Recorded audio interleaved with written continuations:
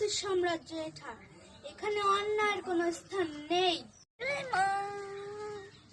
রানীমা, জয় জয় মা রানীমা, জয় জয় মা রানীমা, জয় জয় মা, জয় জয় মা, মা রানীমা। যাত্রায় যাচ্ছি, জানি না কবে ফিরবো বা ফিরতে পারবো কিনা। এই বংশে যে প্রথম কন্যা সন্তান জন্ম নেবে আমার নামে রেখে, জানি না কবে ফিরবো বা ফিরতে পারবো কিনা।